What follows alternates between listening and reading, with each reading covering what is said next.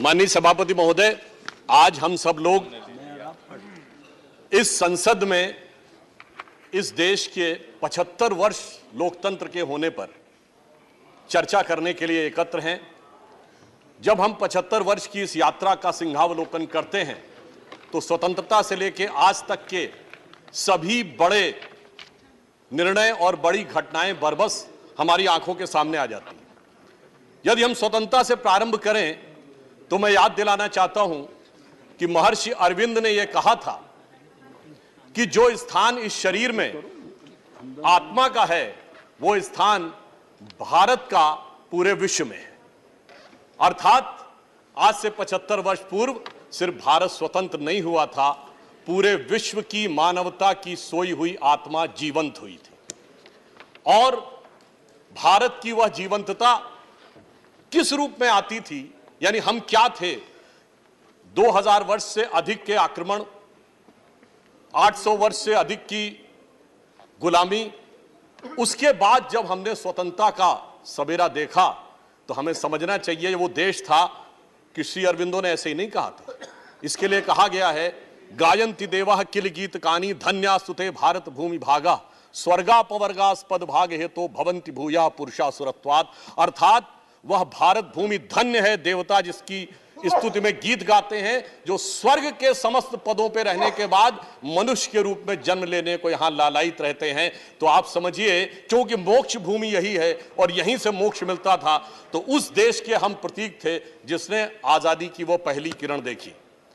मैं मानता हूं कि लोकमान्य तिलक का पूर्ण स्वराज्य का उद्घोष, महात्मा गांधी का हिंद स्वराज, सुभाष चंद्र बोस जी की सैन्य शक्ति और बाबा साहब अंबेडकर की लेखनी की शक्ति, ये सब के सब कहीं ना कहीं इसी विचार से प्रेरित थे। और जब उस समय हम लोगों ने तत्कालीन प्रधानमंत्री पंडित नेहरू जी के नेतृत्व में यह देश ने आधी रात को नियति के साथ अपना पहला मिलन देखा, तो उसकी हमें एक बड़ी कीमत भी चुकानी पड़ी थी।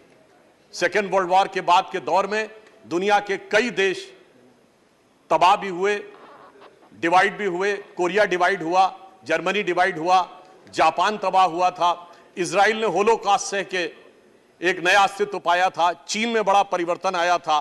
परंतु हम कह सकते हैं कि हमने भी उस आजादी की बहुत बड़ी कीमत चुकाई थी, जिसमें लाखों लोगों ने अपने प्राण गंवाए थे और 1.5 से 2 करोड़ लोग बेघर बार होकर इधर से उधर गए थे, which is the biggest exodus in the documented history of Mankind. जब इतनी बड़ी कीमत चुका के हमें आजादी मिली तो हमें उसके मूल्य को समझना चाहिए। हां, ये सारे देश जो हमारे साथ आजाद हुए थे, ये एक दौर में बहुत तेजी से आगे हुए थे, पर आज हम कह सकते हैं कि आज मोदी जी के नेतृत्व में हम उस पंक्ति में आकर खड़े हुए हैं जब उन सारे देशों के साथ भारत की गणना अग्रणी देशों में होती है। अभी हमारे प्रतिपक्ष के नेता मनोज झा जी ने उल्लेख किया था कि आज समाज में उतनी कटुता उनको दिखाई पड़ती है जितनी विभाजन के समय भी नहीं थी। मैं कहना चाहता हूं मान्यवर, विभाजन के समय कटुता की बात नहीं, दृढ़ता की कमी थी। जो दृढ़ता आज है, अगर ये होती तो शायद विभाजन का विधान ही पास नहीं होता। यदि देश विभाजन का स्वीकार विधान नहीं होता तो भारत मां का अंचल पाकिस्तान नहीं होता। अब 75 वर्ष के इस कालखंड को मैं ये कह सकता हूं, तीन कालखंड में विभाजित करना चाहूंगा। पहले 25 वर्ष 1947 से 72, दूसरे 25 वर्ष 72 से 97 और तीसरे 25 वर्ष 98 से आज का समय। पहले 25 वर्ष हमारे नेता प्रतिपक्ष माननीय खड़गे जी ने कहा कि दुनिया को इस बात को लेकर संदेह था कि भारत लोकतंत्र रह पाएगा या नहीं। मैं उनकी बात का समर्थन करता हूं, क्योंकि उस समय लोकतंत्र को लेकर भारत की डेमोक्रेसी, यदि ये कहा जाए, एम्ब्रायनिक स्टेज में थी, यानी गर्भावस्था में थी, तो अतिशयोक्ति नहीं होगी। यानी लोगों को यह शक था कि ये लोकतंत्र रहेगा, उठ पाएगा या नहीं। मगर जानते हैं किसको शक था? केवल उन्हीं को शक था जिन्हें भारत की परंपरा और भारत की व्यवस्था के बारे में नहीं था। उस गर्भावस्था के संस्कार इतने प्रबल थे हजारों वर्षों से कि मैं कोट करना चाहता हूं, बाबा साहब अंबेडकर ने 28 अक्टूबर 1951 को यह कहा कि डेमोक्रेसी आज भले ही हमारे लिए नई दिखाई पड़ती हो, परंतु हमारा इतना गहरा प्रभाव है कि उन्होंने कहा कि महापरिनिर्वाण सूक्त में लिखा है, जब भगवान बुद्ध का महापरिनिर्वाण हो रहा था तो उन्होंने कहा कि जहां पर समिति बैठी हुई थी, जहां उन्होंने कहा कि वह कार्रवाई पूरी करे और उसके उपरांत ही लोग यहां पर आए, अर्थात व्यवस्था के तहत बैठकर लोकतांत्रिक निर्णय किस प्रकार से होते थे, उन्होंने इस विषय को रेखांकित किया। और नेता सदन पीयूष गोयल जी ने जब इस बात का उल्लेख किया था कि वैदिक काल में भी सभा और समिति थी, चोल साम्राज्य में हमारे कई प्रतिपक्षी लोगों ने बोला गांवों में समितियों का चयन जैसे वोट के द्वारा होता था, भगवान बासवन्ना के अनुभव मंडपम जिसमें 12वीं शताब्दी में बैठकर निर्णय होता था, वैशाली का वह गणराज्य जिसे दुनिया का पहला गणराज्य कहा जाता है, इतनी बड़ी परंपरा थी। इसीलिए सिर्फ उनको संदेह था जो भारत को भारत की दृष्टि से नहीं समझ पा रहे थे, जो भारत की दृष्टि से समझ पा रहे थे उन्हें पूरा यह यकीन था, जो माननीय प्रधानमंत्री जी ने कहा कि India is the mother of democracy. मगर मैं आगे बढ़ना चाहता हूं। लोग ये मानते हैं कि डेमोक्रेसी की शुरुआत, पॉलिटिकल डेमोक्रेसी सिर्फ हमारे यहां थी, ऐसा नहीं था।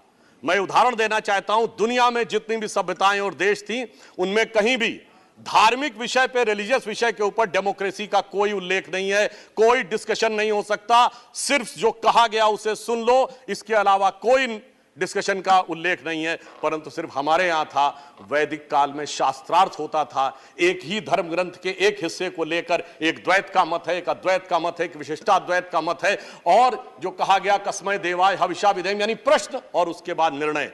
तो मैं कह सकता हूं India is the mother of political democracy, but also the foundation head of religious and spiritual democracy in the world, which is not found anywhere in the world. और इसलिए मैं ये कहना चाहता हूं कि हमारे संविधान निर्माताओं ने इस भाव को भली भांति समझा। परंतु जब डेमोक्रेसी अपने प्रारंभिक कालखंड में थी 25 वर्ष के, तब उस समय यदि यह विचार किया जाए तो कहा जाता है कि सत्ता पक्ष के बहुत से लोगों ने बड़ा योगदान दिया। तो मैं भी याद दिलाना चाहता हूं हमने क्या योगदान दिया।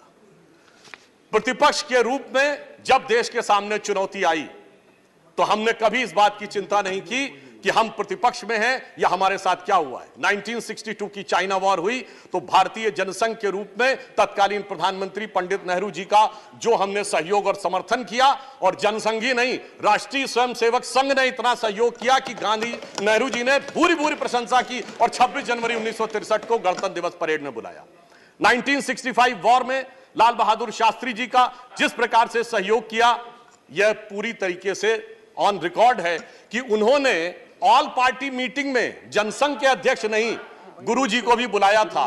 यह पहले 25 वर्ष में आगे बढ़ते हुए जब हम 1972 के पास पहुंचे तो आप सभी बड़े गर्व से कहते हैं कि 71 की वॉर के समय अटल जी ने इंदिरा जी की भूरी भूरी प्रशंसा की थी। यह होता है विपक्ष के रूप में लोकतंत्र को मजबूत रखने के लिए एक सकारात्मक भूमिका निभाना, और कैसे उस प्रारंभिक अवस्था में हमने आगे किया। वैसे मैं ये भी कह दूं, वो अटल जी ने वो नहीं बोला था जिसके बारे में बहुत ज्यादा बोला जाता है, क्योंकि इंदिरा जी की ऑफिशियल जीवनी पुपुल जयकर जी ने लिखी थी और उन्होंने बहुत खोजा था, मगर वो चीज नहीं मिली थी जो कहा जाता। परंतु ये ईमानदारी की बात है कि वह प्रशंसा की थी और उसके द्वारा देश बढ़ता हुआ आगे तक पहुंचा। तो इसलिए मैं कह सकता हूं कि पहले कालखंड में विपक्ष के रूप में हमने डेमोक्रेसी को मजबूत करने में महत्वपूर्ण भूमिका निभाई। अगला कालखंड आता है 72 टू 97। इसे मैं कह सकता हूं कि this is the nascent stage of democracy, क्योंकि पहले कालखंड के 25 वर्ष में चुनाव होते थे, सरकार नहीं बदलती थी। तो सरकार नहीं बदलती थी तो लोकतंत्र का दूसरा स्वरूप नहीं आता था। अब 72 से 97 वाले कालखंड में सरकारें बदलनी शुरू हुई। लोकतंत्र ने इमरजेंसी का वह काला अध्याय देखा जो कि बहुत दर्दनाक और दुखद था। परंतु आज के इस अवसर पे मैं उसके डिटेल में न जाते हुए सिर्फ इतना कहना चाहूंगा कि भारत का लोकतंत्र इतना जीवंत था कि जेपी के नेतृत्व में हम लोगों ने वो आंदोलन खड़ा किया कि चाहे जितनी भी दमनकारी शक्ति थी, अंततः भारत में पहली बार केंद्र में सत्ता का परिवर्तन 1977 में हुआ। ये बदलाव आया। और उसके बाद एक चीज और याद दिलाना चाहता हूं कि जब एक गठबंधन बना था सभी लोगों को मिलके, मगर बहुत जल्द ही वो गठबंधन कुछ छल में, कुछ प्रपंच में, कुछ अहम मान्यता में बिखर गया था 1979 में। तो मैं याद दिलाना चाहता हूं, इस संसद ने वो भी देखा कि ये 24 दिन की सरकार बनी, प्रधानमंत्री जी सदन में नहीं आए, और उस समय अटल जी ने दुखी होकर एक कविता लिखी थी। आप सबने वो तो सुना होगा ना, गीत नया गाता हूं, पर उन्होंने लिखा था गीत नहीं गाता हूं। उन्होंने लिखा था उस समय की घटना से दुखी होकर कि लगी कुछ ऐसी नजर, बिखरा शीशे सा शहर, अपनों के मेले में मीत नहीं पाता हूं, गीत नहीं गाता हूं, गीत नहीं गाता हूं। आज मेला कई बार लग चुका है, पटना से लेके बेंगलुरु से लेके मुंबई तक, मेले में कौन किसका मीत है ये तो शायद अंदर बैठे वालों को ही पता होगा कि उन्हें मीत मिल पा रहा है या नहीं मिल पा रहा है। तो मैं कहता हूं कि अटल जी की यह बात हमें एकदम उचित और उपयुक्त नजर आती है। इसके बाद उस कालखंड में 1980 का दशक आया, जब इस देश ने एक ऐसा दौर भी देखा जब 1980 में श्रीमती इंदिरा गांधी जी की सत्ता में वापसी हुई। तो अभी हमारे प्रतिपक्ष के नेता और कई लोग कहते थे कि सरकारों को हटाया गया, विपक्ष की तमाम सरकारें केवल इस आधार पर बर्खास्त कर दी गई कि केंद्र में आपकी पार्टी चुनाव हार गई है तो राज्यों में आपको शासन करने का अधिकार नहीं रह गया है। मुझे लगता है कि इस आधार के ऊपर सरकार केंद्र में आई और उसने विपक्ष की सारी सरकारों को एक झटके में बर्खास्त कर दिया। यह भी लोकतंत्र के लिए एक चुनौती का दौर था। और 80 के दशक में दो सबसे शक्तिशाली सरकारें हम लोगों ने देखी, श्रीमती इंदिरा गांधी जी की 2/3 बहुमत की सरकार और राजीव गांधी जी की 80% बहुमत की सरकार।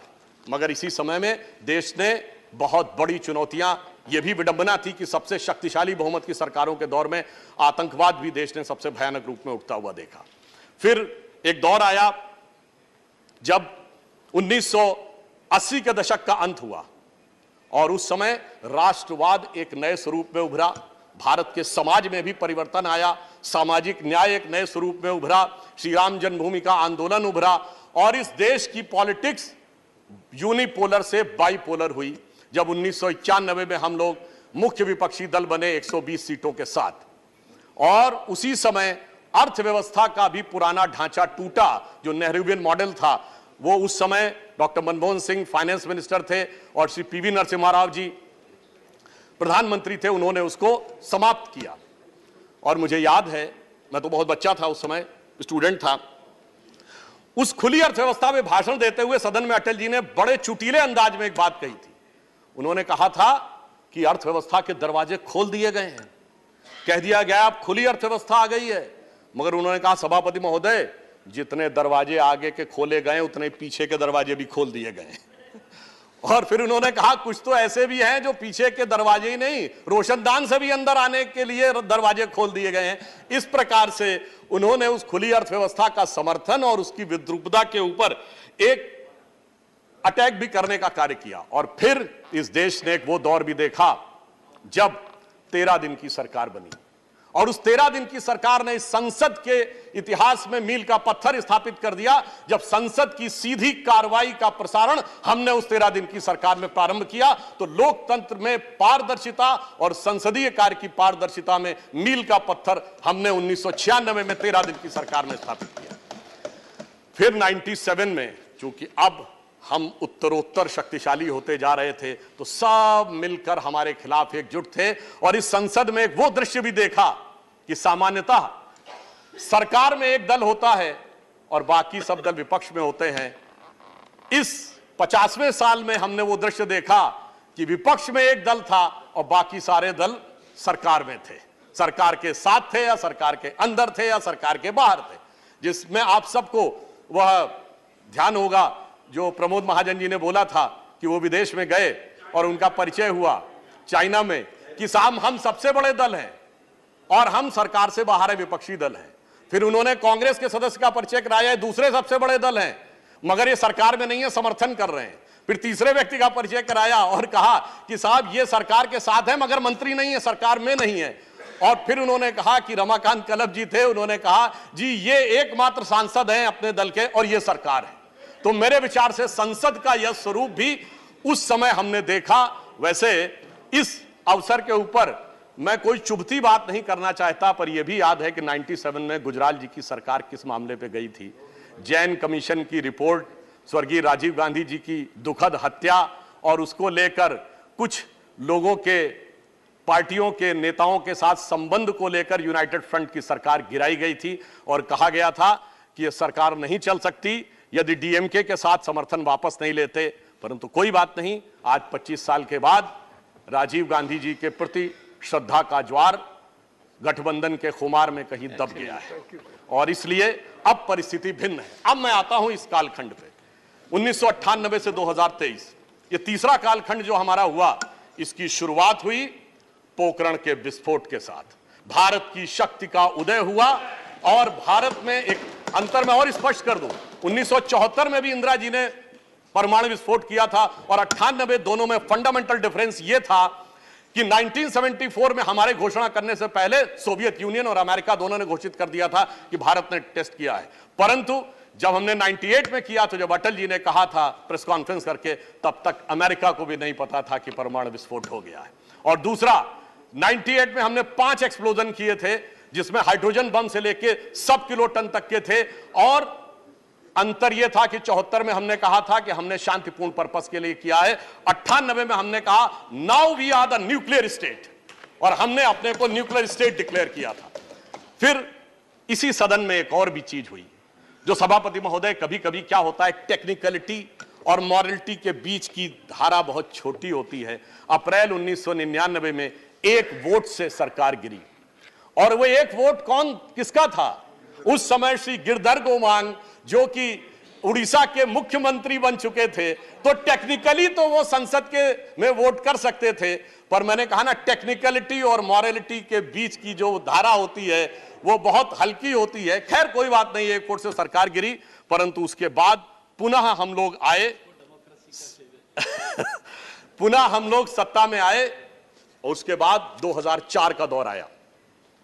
2004 में हम 7 सीटों के अंतर से चूक गए, परंतु मैं यह भी कहना चाहूंगा उस दौर में भी डॉक्टर मनमोहन सिंह जब प्रधानमंत्री बने तो मैं एक बात कहना चाहूंगा, आज बहुत सारे विदेश के अखबारों संस्थानों को लोग कोट करते हैं, कई विदेशी अखबारों ने और कई अंतरराष्ट्रीय बुद्धिजीवियों ने, जिसमें भारत के भी थे, नोबेल पुरस्कार विजेता भी थे, उन्होंने 2004 में कहा था एक बात कि India is a marvel of democracy, क्योंकि उन्होंने कहा a leader of the ruling party who is a Christian lady is asking a Muslim president to appoint a Sikh as prime minister of the country when 80% are Hindus. That's why India is a marvel of democracy और मैं कह सकता हूं यही crux of democracy है। यह मूल भाव है जिसकी वजह से यहां सबको समान रूप से रहने का मौका मिलता है और आगे चलने का मौका मिलता है। आगे के 10 वर्षों के ऊपर मैं इस समय में बहुत टिप्पणी नहीं करना चाहूंगा, क्योंकि मेरे विचार से इशारों को अगर समझो राज को राज रहने दो, वो सबको यह बात पता है कि उस कालखंड में क्या हुआ। अब मैं आता हूं 2014 पे। जब 2014 में 16 मई 2014 को श्री नरेंद्र मोदी जी के नेतृत्व में हमें स्पष्ट बहुमत मिला, तो उस समय परिस्थिति यह थी कि मैं याद दिलाना चाहता हूं 18 मई 2014 लंदन के संडे गार्डियन ने अपने आर्टिकल में लिखा, सिर्फ पहली लाइन बोलूंगा, आगे का नहीं बोलता हूं। उन्होंने कहा this is the India second tourist with destiny. यह नियति के साथ दूसरा मिलन था, क्योंकि पहली बार एक ऐसे दल को सत्ता मिली थी जिसका उत्पत्ति विचार स्वतंत्र भारत में हुआ और पहली बार किसी गैर कांग्रेसी दल को स्पष्ट बहुमत मिला। परंतु यह सरकार सिर्फ सरकार बदलने के लिए नहीं थी, यह विचार बदलने के लिए थी और इसीलिए मोदी जी ने प्रधानमंत्री बनने के बाद वो कुछ ऐसे विषय उठाए जो कहा गया नॉन पॉलिटिकल है।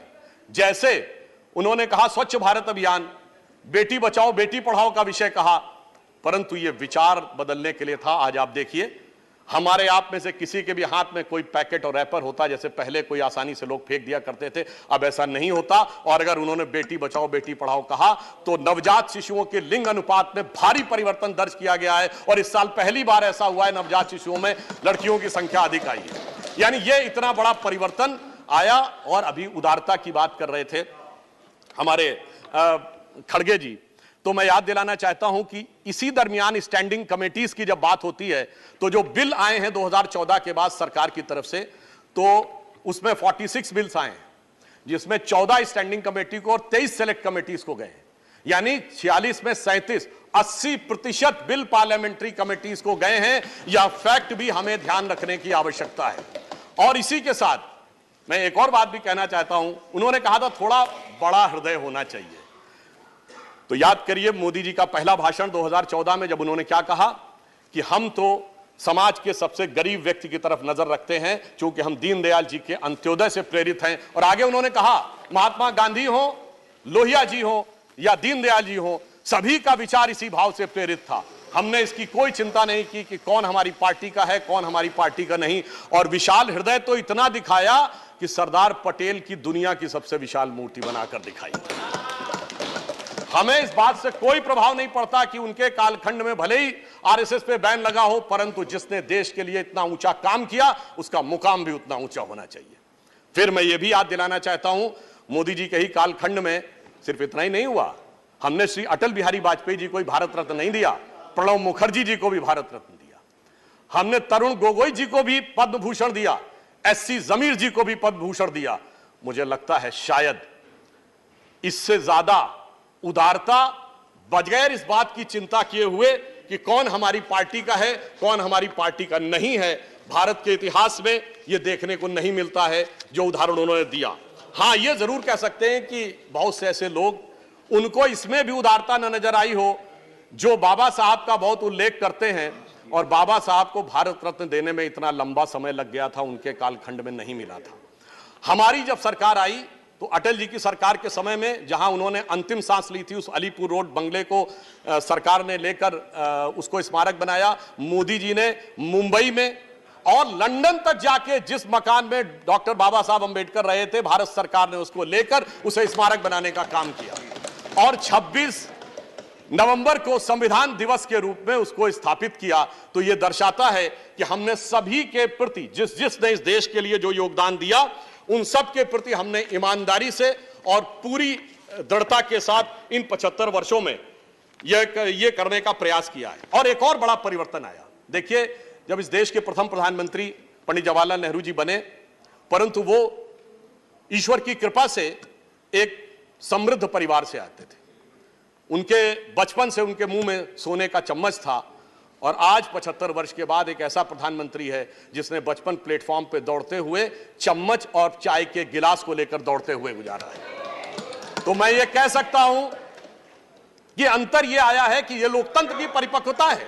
इसका हम सबको, हमें इसको सेलिब्रेट करना चाहिए कि अब लोकतंत्र लक्ष्मी नारायण की कृपा से लेके दरिद्र नारायण के सम्मान तक आके खड़ा हो गया है। यह परिवर्तन इस 75 वर्ष में लोकतंत्र में आया है। और इस संसद में भी जो 4 सर्वोच्च पद माने जाते हैं, राष्ट्रपति, उपराष्ट्रपति, प्रधानमंत्री और लोकसभा अध्यक्ष, आज राष्ट्रपति पद पर द्रौपदी मुर्मू जी हैं।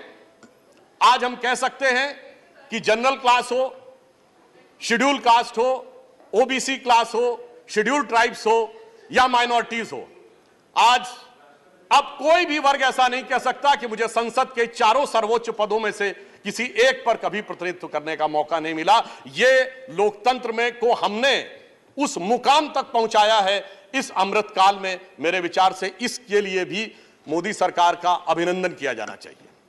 और यह भी मैं बताना चाहता हूं, इस समय यह भी एक सुखद संयोग देखिए कि सभी पदों पर बैठे हुए लोग वो हैं जो आजादी के बाद उत्पन्न हुए हैं। अर्थात अब स्वतंत्र भारत का, स्वतंत्र भाव का नेतृत्व इस समय संसद में भिन्न भिन्न रूप में आगे चल रहा है। शक्ति सिंह गोयल जी ने कुछ बात बोली थी, एक मैं उनका भी जवाब देना चाहता हूं। उन्होंने एक दोहा बोला था, हम लोग की तरफ भी गांवों में बोला जाता है। आपने शायद ध्यान नहीं दिया जी, आपके एक वाक्य को देखकर बाहर गए। नहीं मान्यवर, उन्होंने एक सेंटेंस बोला था, हम लोग की तरफ भी गांवों में कहा जाता है, कहे घाघ सुन भट्टरी यही गांव में रहना है, और ऊंट बिलारी ले गई हाजी हाजी कहना है। वो कह रहे थे कि हाजी हाजी कहना पड़ता है, ये तो उनके मन की कल्पना थी। मैं सिर्फ 3 चीजें कोट करता हूं, किसी के प्रति कुछ नहीं। मौलाना आजाद की किताब इंडिया विंस फ्रीडम, उसके आखिरी वो 30 पन्ने जो उन्होंने कहा था मेरी मृत्यु के 30 वर्ष के बाद पब्लिश हो, उसको पढ़ लीजिए। श्री पीवी नरसिम्हा राव की किताब द इनसाइडर, जिसका हिंदी अनुवाद अंतर्गाथा के रूप में भी विद्यमान है, वो भी पढ़ लीजिए। और श्री नटवर सिंह जी की किताब one life is not enough पढ़ लीजिए, तो फिर मेरे विचार से शक्ति सिंह गोयल जी को वह शक्ति मिलेगी कि हाँ जी कैसे कहना है। और मैं एक बात और कहना चाहूंगा, खड़गे जी ने G20 पे कहा कि कमल का फूल दिख रहा था। मान्यवर, G20 में जो कमल का फूल था वो 5 पंखुड़ियों वाला फूल है जो भारत का राष्ट्रीय पुष्प है। हमारा कमल का फूल 8 पंखुड़ियों वाला है। मगर मैं ये भी कहना चाहता हूं कि उनको ध्यान रखना चाहिए कि आज अगर भारत को सुपर पावर बनना है तो हमें इंटेलेक्चुअली भी आगे बढ़ना है, फाइनेंशियली भी। हमें लक्ष्मी जी की भी कृपा चाहिए। सर 1 मिनट और, हम कंक्लूड कर रहे हैं सर। हमें लक्ष्मी जी की भी कृपा चाहिए और सरस्वती जी की भी कृपा चाहिए, और दोनों ही कमल पे विराजती हैं। तो जितना कमल खिला रहेगा हमारा प्रगति का मार्ग उतना ही प्रशस्त रहेगा। और मैं ये कहना चाहता हूं कि हमारे प्रधानमंत्री जी के ऊपर, बस समराइज कर रहा हूं सर 1 मिनट में, हमारे प्रधानमंत्री जी के ऊपर G20 में हमने वो विकास दिखाया कि आज 7.8% के साथ हम दुनिया की सबसे बड़ी अर्थव्यवस्थाओं में सबसे तेजी से बढ़ती व्यवस्थाएं। आज दुनिया में क्या स्थिति है, चाइना की, अमेरिका की, यूरोप की, पाकिस्तान और श्रीलंका छोड़ दीजिए। तो मैं सिर्फ एक लाइन कहना चाहूंगा मोदी जी के लिए, और सर एक लाइन उसके बाद और आपसे। मैं मोदी जी के लिए जो आप लोगों के मन में भाव आता है, तो मैं कहना चाहता हूं कि इस विपरीत परिस्थिति में जैसे देश को चलाया है, हमें इल्जाम मत दीजिए, बहुत अफसोस होता है। हमें इल्जाम मत दीजिए, बहुत अफसोस होता है। बड़ी तरकीब से कश्ती यहां तक लेके आए हैं, बदल देते हैं हम दरिया की लहरें अपनी हिम्मत से, आंधियों में भी चिराग अक्सर हमने जलाए। और अंत में सर 1 मिनट, अंत में मैं अटल जी की उस पंक्ति से समाप्त करता हूं। आप सबसे आह्वान करता हूं, नई संसद में जा रहे हैं तो वो जो उनकी पंक्ति थी कि आओ मिलकर दिया जलाएं, तो मैं ये कहना चाहता हूं, आहुति बाकी यज्ञ अधूरा, अपनों के विघ्नों ने घेरा। अपने लोग ही कुछ विघ्न उत्पन्न कर रहे हैं, कोई बात नहीं। आहुति बाकी यज्ञ अधूरा, अपनों के विघ्नों ने घेरा, अंतिम जय का वज्र बनाने नव दधीच हड्डियां गलाएं, आओ मिलकर दिया जलाएं। और यज्ञ का धुआं उन सारे वायरस को नष्ट करे जिसमें डेंगू भी है, मलेरिया भी है, कोरोना भी है, HIV भी है, जो मन में बैठा उस वायरस को नष्ट करे और एक भारत श्रेष्ठ भारत का मार्ग प्रशस्त करे।